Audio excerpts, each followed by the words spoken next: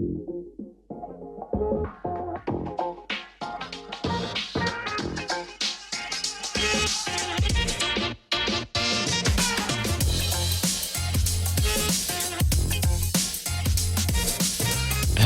everyone. This is your host, Akil Jabbar, and welcome back to another episode of SaaS District. In today's episode, we'll be talking about how to build an acquisition-ready SaaS company from a financial lens. Today, we have our guest, Yash Sharma, joining us. Yash is the founder of Total Finance Resolver, which is a boutique financial intelligence firm serving SaaS founders, VCs, and private equity operators. He specializes in building investor-grade FP&A systems, valuations, and acquisition readiness frameworks for scaling SaaS companies, which we'll get into today. His firm also performs AI-driven financial and technical due diligence for VCs and PE funds. And he helps investors assess revenue integrity, product scalability, and operational risk with greater speed and accuracy. His focus is really on helping SaaS companies turn fragmented financial data into disciplined, decision-ready clarity for fundraising, M&A, and long-term growth. So welcome, Yash. Super excited to have you on the show today. Thank you, Akil. Thank you so much for the invite. I really was looking forward to it. And given that, that we also have the similar roots and where we want to have a mark in this world, especially in this sector that we are, it is very crucial for us to, at least have so much information out that the hurdles for people who are building great products and want to scale and want an exit, it should come to their mind that, if somebody with a product that isn't that good with them could take an exit. So why can't I do it? Where am I going wrong? Mm-hmm. And we're here to answer those and have a framework of how to do it in a very strategic way where it depends on how investors look at you and not how you present the opportunity to them. So we have to shift our lens from an investor perspective here if you really want to be acquired or take an exit. Love it. Yeah, all super important parts. And I think most founders are not thinking about this when they're building product, right? They're so excited about building and maybe they think about an exit, but they're not really strategizing it part of their day-to-day or part of their daily plan. So maybe you can start off with sharing, maybe where do, SaaS founders most commonly, let's start with their runway, right? Where do they misread their runway, get into their financials? And why does this mistake usually appear only during scaling? Let's talk about that first. Yeah, surely. So I kept seeing this trend a lot, that SaaS companies were doing very good with their products, had a lot of traction, and the logos were sticking too. But one thing, when they went for talks for an acquisition, it was something that was flagged. It was financial credibility that was at risk. And this in turn hurts a lot of people, but it is, the harsh reality that you could build a good product, you have people sticking to you, but you cannot, force an investor to buy you out. You would have to be there with the metrics that they want, because a private equity or, even a large firm who wants to acquire you has got a lot of decks on their table and he has to just choose one out of them. He's not going to choose every in that particular segment. So that is where it depends that how you present this opportunity. And coming to Runway, I would say to founders these days, they think Runway is pretty simple. It is simply the cash that you have in terms of your availability divided by the burn. It is a simple calculation, but something that is very crucial and what undermines, has significant importance is that people thinking of Runway just looks good on paper. Okay, fine. But timing is something that is very significant here. And when I say timing, the timing mismatch per se, I would say just, there are a lot of metrics that actually help you optimize your runway, but people usually think that whatever they have on their books is doing pretty good. Mm-hmm. It builds a false sense of reality, which is not true. For say, deferred revenue, I would start with. Mm-hmm. So the revenue is actually, I would say that whatever deferred revenue you have, it's in the future, but whatever bills you have to pay today, it takes off from your account today. So you need to track it just not on a very basic level that it shows on your Excel that, okay, we have this much revenue that is deferred, so we could last so much longer. But that is not the case because the timing mismatch is here something that plays a very crucial role. Mm-hmm. Cash comes in really early for deferred revenue, but the time it takes to service that product or delivery, that is really longer than what the cash can last. Right. And this creates a demand for future cash. What do you do in such a situation? Do you raise a bridge? Do you raise another round? Given your situation, if you have a very small runway, the investors are going to act like a shark, knowing that you have just 5 months of runway. They're not going to give you the multiple that you desire because they know your vulnerability. They've seen the books and they've been doing it day in, day out. Another metric I would say that people overlook, which is usually been the case from 21 to 24, growth at all costs. Now VCs are very sensitive to burn multiple. Okay, I would give you money to scale, but how much are you going to burn to actually create value? At what rate? So if you think that you can have a lot of headcounts and that will in turn extend your runway, then you're a little mistaken there, because when you hire somebody, you hire them today. The recruiting, the training, all these costs, take off from your bank today. But the time it takes to materialize the outcome from them through training until the time they get to know your firm and start to produce results, this again has a lag. Maybe, it takes someone 5 to 6 months to adjust for training and everything to start producing results, but you have to pay them every month. So what do you do in such a situation? You again have got the lag that people do not see. They would overlook that, okay, if I hire 10 people in sales, today this is my revenue, it might grow by 10. But that is not the case. It doesn't drive immediate results, but it does drive immediate cash outflow from the bank. And then CAC typing. Like in terms of CAC timing, I would say people overlook something that is, I would say, very basic in nature. So they have this average CAC, as a formula they would see on their spreadsheet and tell their investor that this is my CAC. But your investor already knows what is the median, what is the average of the industry. You do not know that because you're not a finance guy, maybe. You're not there actively scouting for acquisitions, but this guy knows it. And now he has to choose which one has a very good, efficient CAC, that promises. So here I would say that CAC, that is a very general vague calculation, could be a vanity metric because it masks a lot of inefficiencies. For say, if you're using a marketing channel that does consume an equal budget but does not produce equal growth, you again have a lag here. Exactly. So these are the things that you need to overcome to think of how runway actually matters. And this is just not it. Apart from this, I would say the issue isn't math. It's timing accuracy that is fundamental. You could have very good pipeline on your HubSpot and etc. But if you have flagged it, that this is going to convert in maybe 60 days, but it takes 150 days to convert, you cannot put it as a deferred revenue. You just have a deal in pipeline, and there's a chance you overstate your buyer that these are the deals in the pipeline, but they have not materialized. And even if they materialized, your net payment cycles wouldn't do justice to it. These are the things that they actually look for. Yeah, all interesting things to think about, right? I mean, we're always thinking about, growth and some numbers and metrics that maybe represent, internally some type of growth and comfort and safety. But the raw truth is you have to look at timing as part of that in terms of when does the money actually come in and when does them actually come out. So what does maybe like a CAC to LTV? Yeah, like a CAC to LTV ratio. I think that's a common metric, I think investors pay attention to. What's a number that you see that people like to see and that are, attractive for investors? I think from a VC's point of view, something that has like under 18 months is a good, number mostly.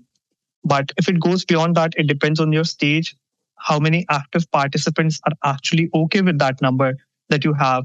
Or say, if you're already backed by a big firm which trusts these numbers, that you have the efficiency that you could, optimize it for a better number, then you go ahead with it. And the new founder, like the new investor that comes in, would be okay, like Sequoia already trusts this guy for what he's doing. And we could also play a bet on him, seeing the efficiency. But if you don't have that kind of trust with the board, it is not going to work out for you. So keeping these, if you optimize, just through very small things. So recently we did a case study where we audited top firms in AI in the Bay Area. And something that was very surprising to us as a figure was that all these firms that are into AI, they know that VC sensitivity towards, burn multiple, and the GPU computing costs. So these numbers are heavily optimized. Everybody is, going for a hunt for these numbers, how to optimize these, and they've done a fabulous job there. But something that got missed out was a non-compute OPEX cost. It had 9 to 12% of gap that could be optimized for a firm like Perplexity. That is $10 million. It could easily, give you a higher valuation when you're going for your IPO. So that is a difference. People usually, if you're focused on one metric, you are going to get very good at optimizing that. But it has to be the balance factor. Right. Because just not one metric decides your books, your outcomes, your valuation. There's a chance that the other metrics could compress your valuation in the upcoming rounds. Absolutely. So it sounds like you've reviewed and you've built many financial systems for SaaS companies. What are maybe share if you can share some of the top misconceptions that founders have about their metrics? I know you may have shared some, but maybe if you can go a little bit deeper on that. Okay, I would say the first one to start with is they trust that they're not the people who think that they do not have the problem with the metrics. I would say, being very honest, but the metrics are good, but they overtrust them. That is a very fundamental issue here. For say, they have a net revenue retention here, but without a cohort analysis, it hides a lot of churn of the underlying customers. Right. Similarly, as we mentioned, CAC payback, it does, if it's blended, it is going to hide a lot of, operational efficiencies versus inefficiencies. Whether if you're a SaaS that is into B2B, you have an equal distribution of marketing spend for LinkedIn and Instagram, then you'd see that, the same budget on LinkedIn is giving you a lot of, long-term customer deals, that is enterprise deals. But Instagram, it is maybe, just giving you logos that are under high churn. But it comes under one number on an average of CAC payback, which does not really work here. So if you look into the nitty-gritties of that, where you actually go deep into your metrics and see what is something that fuels growth versus what is something that breaks it, is going to be the key factor here. Yeah. I think the cohort analysis is super important. I think a lot of founders underestimate that. They just look at their overall churn rate rather than breaking out their segmenting their churn rate by their market. Maybe it's mid market, lower market, and they can see like a big difference of where to focus and where the churn is actually coming from and which channel, for example, as well. What does maybe an investor grade finance function actually look like, and maybe how can a founder start building one quickly today? What would you suggest to them? I'd say you do not need to go for a very expensive hire for a corporate finance lead if you're doing a revenue that is, 5 million in ARR. I do not know what your cash conversion cycles are, but I would just take a random, rough ballpark figure that you're able to at least convert 90% of it in the same year. So if you're doing somewhere around $4.5 million that is in cash, you cannot afford a single guy who's your VP of finance that starts from a base level salary of 180K to maybe 320K. And then the usual rule of thumb, looking at the 401K and the insurances, the employer tax and everything, the paid leaves, you could easily add up 30 to 35% on that. So what might look, that I hired a guy for maybe 250K doesn't look the same anymore. It starts to get towards the level of 320K, 350K given everything. And if a VP of finance comes in, he's also going to cost some equity.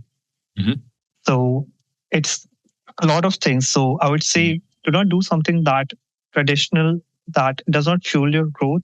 I would say the playbook has gone, because now if you see that Manus today got acquired by Facebook and it has a very lean team. And that is something people should take a lot of inspiration from, that you could stay lean, outsource a lot of work and still be heavily efficient, because now you're focused on your core competency, innovation. And you're not getting into things that does not bother you on a day-to-day level, because that could be taken care of in the background. So I would say to start with, in these figures of how to build a great investor-grade financial model, it would start with something like, for cash visibility, it is a no-brainer. It is a non-negotiable. You need to have cash visibility with 13 weeks of rolling cash flow forecast.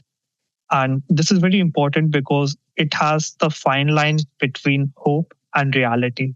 Mm. It actually tells you where you are versus what you think in your mind. Because I've seen this a lot of times. Founders don't check their bank accounts every day.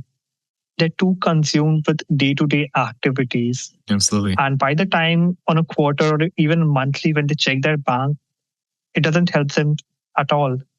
It gives them sleepless nights. So you could avoid them by being very realistic about your cash forecast. And the 13-week model helps you because you're forecasting it into the future and not just, having historical data. This is where finance and bookkeeping differs.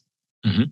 Another, I would say, is something unit economics. Again, cohort level unit economics, be it if you're an AI, go for GPU cost computing. Look how much does your average headcount produce for you.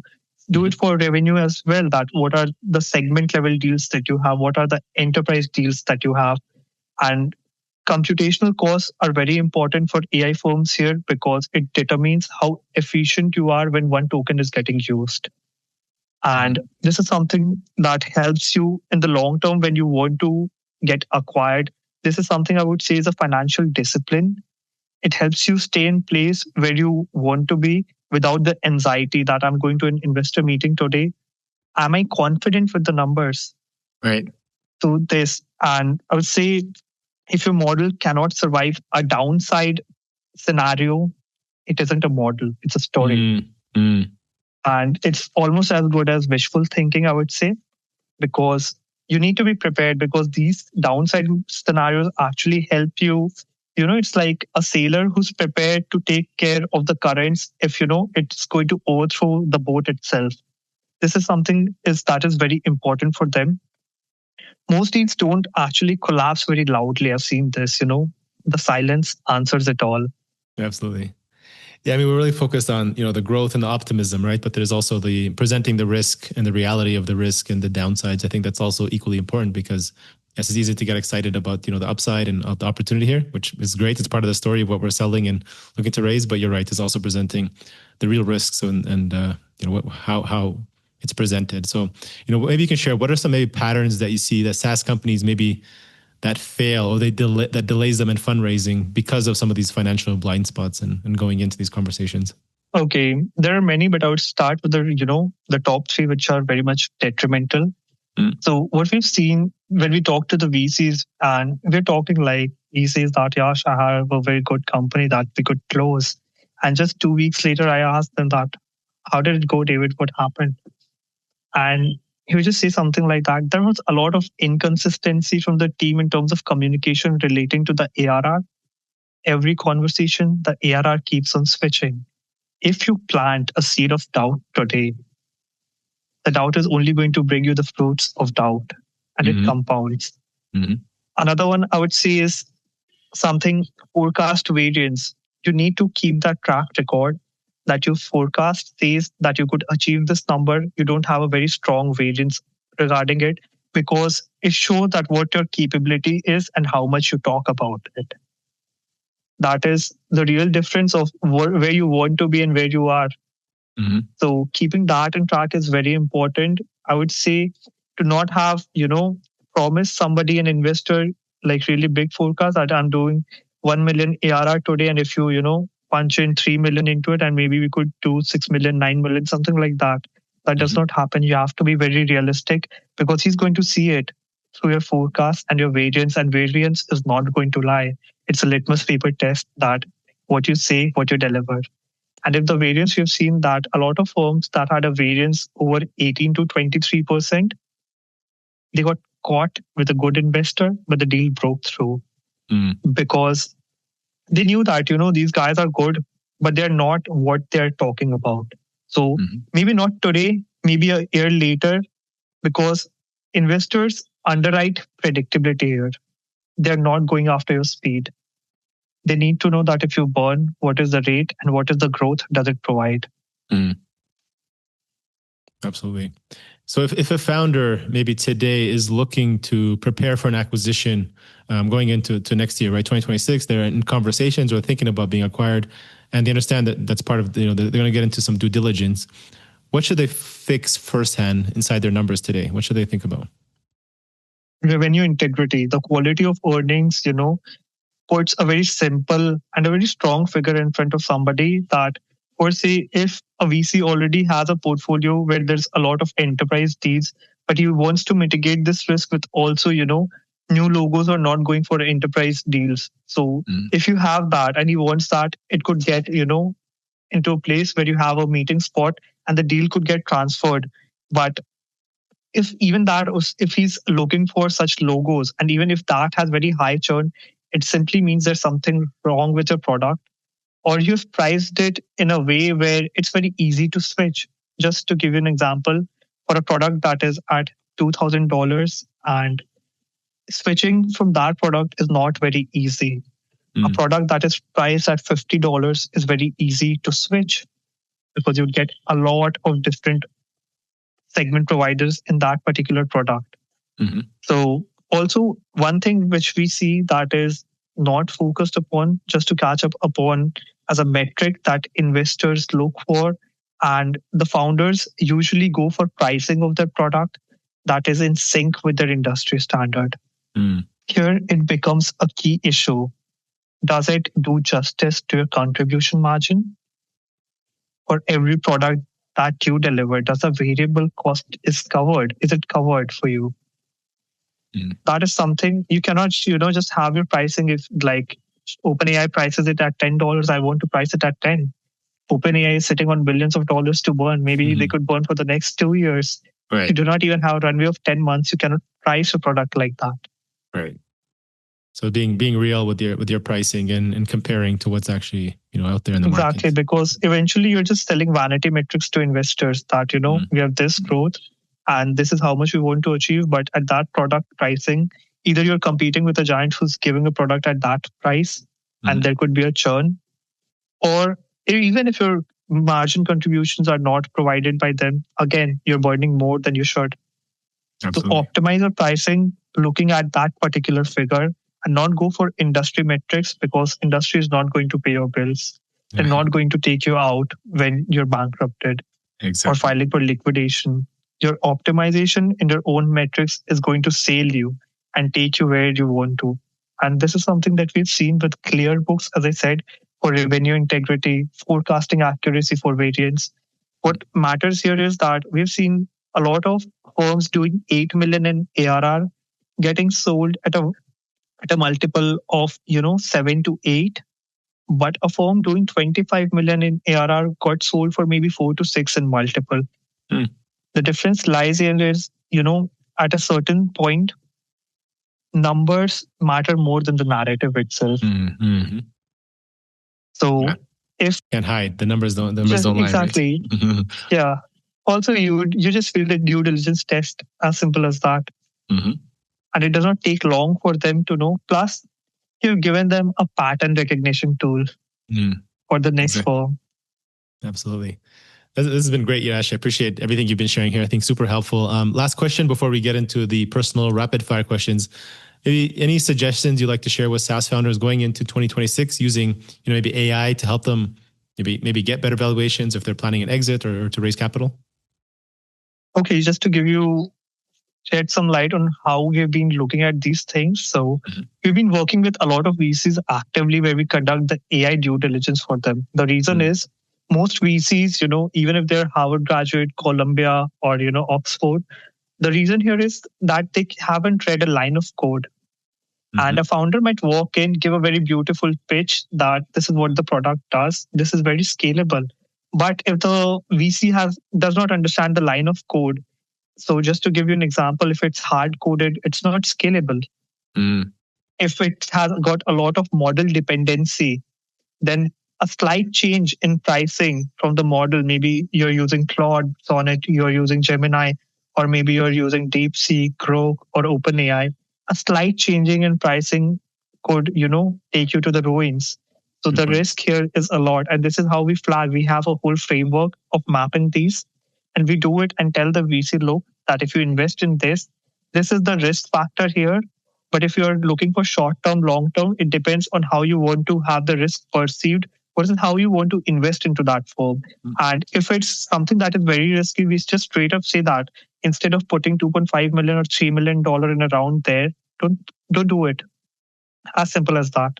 Mm. And we work on retainer models with them so it doesn't hurt them as well, because if you've been able to save somebody $2 to $3 million there, it is worth a lot than the 100%. retainer. Definitely. Plus, getting tied to a stuck deal where there's no future potential, whether the next raise is going to be a bridge round, an upper valuation round, or maybe a down round, nobody knows. And the liquidation again comes into effect. You put something like $3 million into that, and then you have to look in the market that who's going to be the next buyer who's going to take my equity out and give me the exit. Mhm. So it brings a lot of risk there. Love it. Super, super, super helpful. And thank you, Yash. I appreciate this. Let's get into the rapid fire questions. Ready? Okay, surely. All right. Yash, what's one activity you enjoy outside of work that gets you into a flow state? Meditation. Meditation. Love it. What's one piece of advice you wish you had known and you would tell your younger self today?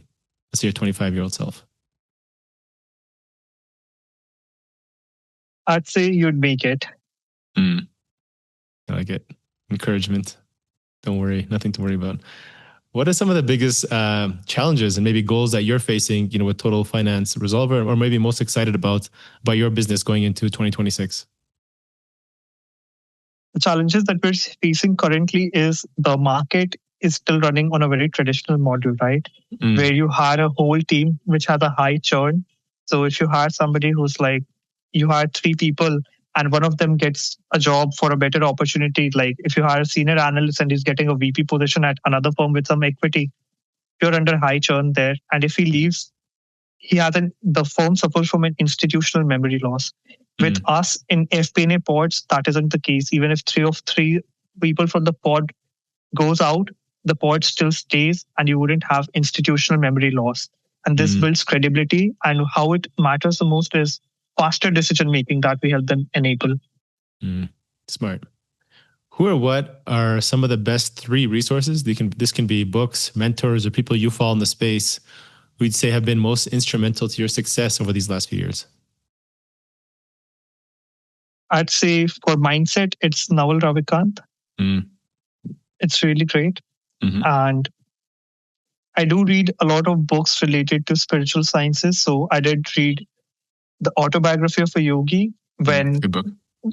Yeah, exactly. So even when, Steve Jobs died, this was a book that was given out on his funeral. So it holds a lot of relevance. Like if you're finding yourself really down that the world is almost working against you, if you read that, just one chapter, you'd still find some way that there's something good in this world.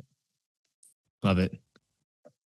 Anything else? I think it's 2. I guess we got Naval, we got the autobiography. Anything else you want to add? Yeah, I do. Because I'm a football fan, I do take a lot of inspiration from Messi, because he's had, in a physical sport where you're having a growth immune deficiency, where your hormones don't work for you, and is still goated. It's not easy. It's not easy. Yeah. He made it alive. I heard he was in India a couple weeks ago as well, right? So interesting that he was there. That was a funny. You did not even mention that. He was here in my hometown in Calcutta. That was pretty awful. Yeah. Exactly. But in Mumbai and Delhi and Hyderabad, it was pretty good. It was good. But in Calcutta, where the major event organizer was there, it was pretty embarrassing for all of us. And Messi just left in 10 minutes, just waving hi, and he just left. He did not even meet the chief minister. Like, oh wow, I just don't want to. Yeah, it was a very odd experience. I wasn't expecting that. Yash, what does success mean to you today? That's the last question. Whether it's personally, business, financially, life. I guess there's no right answer. I think having peaceful sleep at night, I struggle a lot with it, because there have been times where I've worked 29 hours straight, because I had that anxiety that if I don't do it today, I might not do it tomorrow, and it will become a cycle. So yeah, I do think that if you're somebody who's getting really good sleep at night without any anxiety, that is something that I do desire a lot, because it is a benchmark for me after building everything or nothing. If I'm being able to do that, yeah, I'm doing good in life. Wow, that's a very good definition of success. Love it. Yash, where can founders, anyone listening in, VCs, PEs, anybody listening wants to get in touch with you? Where's the best way to get in touch with you and learn more about your company?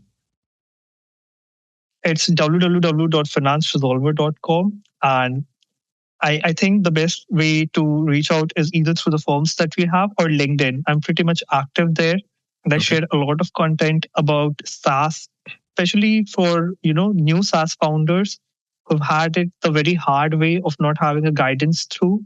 So we do post a lot of content there to educate them. Like we post case studies of what the current market metrics is and are.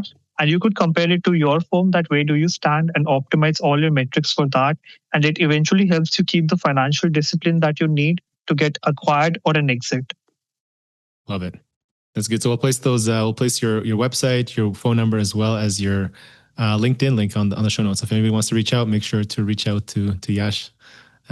Thank you so much, Yash. I appreciate joining SaaS District today. Thank you so much, Akil. Thank you so much for inviting me here. I want to see you soon again when you land in India, or maybe on another podcast when we have something really crazy to talk about. And I hope to look forward to it. But yeah, I would be waiting for you to join me whenever you come in India. Absolutely. And we'd see that, a lot of things have changed. And maybe when I'm there in Mexico or Canada or, in the Northern America, I'll just, hit you up with it. Absolutely. Look forward to it. Thank you, Yash. Surely. Thank you so much. Thank you so much, Akil. All right. Thank you all for watching this episode and joining SaaS District today. Don't forget to like, subscribe, and hit the bell for future episodes where we interview top leaders in the SaaS industry. If you're a SaaS company looking to grow and unlock the true value of your business, get in touch with us at Horizon Capital, and myself or one of our consultants will provide a free assessment to help you get there and hit your goals. If you have any feedback or suggestions for this podcast, please comment down below and help us improve our content for you all. Thanks again, and see you on the next one.